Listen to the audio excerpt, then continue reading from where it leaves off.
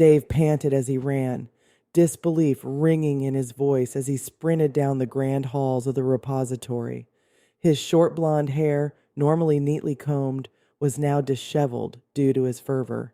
His glasses slipped down his sweat-soaked nose, his cheap shoes scuffed against the marble floor, and his equally cheap business suit clung to him, soaked in sweat. This is disastrous, catastrophic, absolutely dire. Dave, the curator of this sacred space, clutched a beeswax candle in his trembling hands. His normally stern features transformed into a mask of fear behind the lenses of his glasses, the horror unmistakably etched on his face.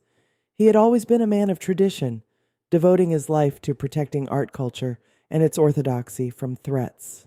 The hallway of the repository, usually a beacon of opulence and pretentiousness, lay eerily silent. Its walls, adorned with the trappings of 3 millennia of art history and exploration, loomed ominously in the darkness. That night, the power was mostly out. The lights flickered like dying stars, casting long, creeping shadows. As he rushed past the doors lining the hallway, he peered into the cracks.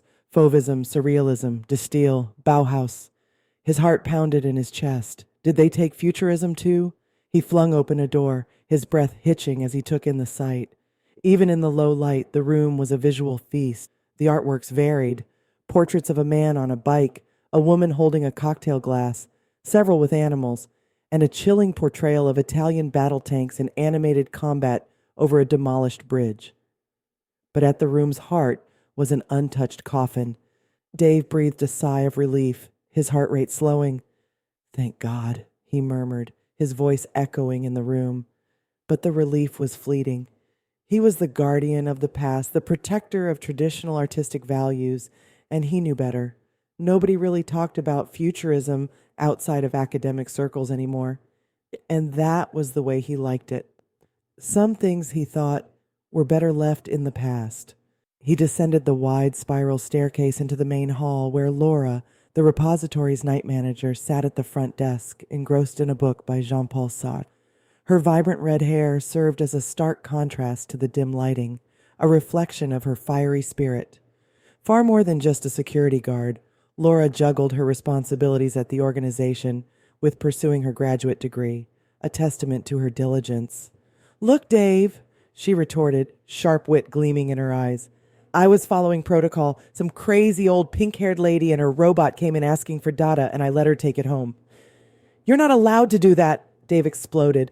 "Are we bigoted against robots now?" "Well, yes, we are. Did you see what kind of robot it was?" "I did. She called it a recursion machine or something." "A diffusion engine?" Dave asked, massaging his temples as if he could physically rub away the stress of the situation. "Yeah, that was it. Big, faceless, black with an orange trim, suit by Guardio." Dave inhaled a deep breath, adjusting his glasses. "I don't think you quite understand what's happened here. This is the repository. This is where artistic movements and schools go to die. These things we keep here. We keep them here because they're supposed to be dead. And this keeps them in a safe place where art historians can say safe things about them. A place that exists so that the past doesn't pose a threat to the present." "It didn't look dead," Laura remarked, putting her book down on the desk and finally paying more attention to the curator. "They never do. An art movement is never really alive or dead. It just is," the curator exclaimed, throwing his arms up in the air. "Dada is just different," he explained, as frustrated as he was angry. "We must recognize the remarkable rhetorical brilliance of the Dadaists and the challenges it poses," Dave stressed earnestly. As he paced back and forth, his voice filled with urgency, during the early 20th century, the Dadaists emerged as a radical art movement, driven by a profound disillusionment with the state of the world. They sought to dismantle established systems of thought and traditional artistic conventions. Dada can't be repelled by the means or methodologies you would use to attack or criticize any other form of art. You can't put Dada down. Tell a Dadaist they're unskilled. They'll agree with you. Tell them they know nothing or lecture them about ethics, and they will laugh in your face. We simply do not have the tools to maintain control over people who practice Dada. It's a rhetorical apocalypse. What about YBAs or Fluxus, even punk? She asked, not fully understanding the gravity of the situation. It makes it harder for artists to get paid for their art. Do you understand? It questions capitalism, the very utility of art. It questions institutions like this one. It even questions the entire concept of skill and craft, even morality itself. Upstairs, you've got expressionism. Have you seen it? We've got it wired into a hospital bed, tubes coming out of its nose and mouth. We've been sucking the life out of it for 90 years, teaching it in art school, making sure artists are taught, generation after generation, to look inward for meaning. The fear that dawned on Laura's face was clear as she quietly added, "Rather than trying to change the world." "Ding, ding," Dave screamed. "If too many artists get bugs up their asses and try this Dada shit, it's curtains for the trustees, the whole organization. And one with a bot no less." "But the organization doesn't have a policy against AIs," Laura countered. And I looked her up on the computer. 30 years of art experience, professional work in animation, a stint in fine art, a couple of no-name comics, work in print, some early high-profile internet stuff. Even went to art school for an unfinished art degree, active social media presence like everybody else. She looked legit. Dave cleared his throat, frustratedly pushing his glasses up his nose. But she had a bot. Lots of people have bots. Yeah, sure, small ones, primitive ones, the context-aware fills of the world, the marvelous designers, the CC4S, the dynamic brushes, and simple image upscalers that nobody knows how to use. Little harmless things with lobotomized brains that don't pose a threat to the institution of art itself. You've seen them. People carry them around in their purses like toys, call them ducky. They're harmless. Nobody cares about them. The shock on Laura's face was evident. But diffusion models are different?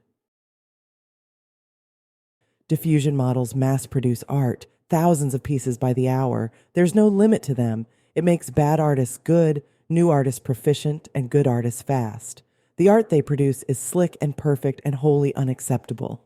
There was a pause as Laura realized the depth of the problem. "I see, and I've just let one of them sign out the most dangerous, subversive art movement of all time." Dave reached into his pocket, fiddling around for his iPhone 14. "And what's worse is today's artists are entirely unprepared for it. Guys like Hugo Ball and Tristan Tzara personally witnessed the horrors of World War I. They were battle-hardened and righteously angry. And they had a bone to pick with us, the very system that let it all happen. They were angry about the state and the collusion of the art establishment during the war. The kids who are making art today are so timid, so innocent by comparison. They were raised on the Spice Girls and Power Rangers. What are we supposed to do to defend art? Man the flanks with Mario Kart artists and tracers? We're not ready for this. They don't have the tools. Maybe if we had 20 more years and a lot of social media engagement. A modern politically relevant Dada in any form would be catastrophic, much less one with production-level superpowers." He messed around with his contact list and then held it up to his ear. "Wake up the trustees," he said. "An AI artist has just made off with Dada." He looked back at Laura, who was gingerly sitting at the desk. "The crazy old lady with pink hair. What did you say her name was?"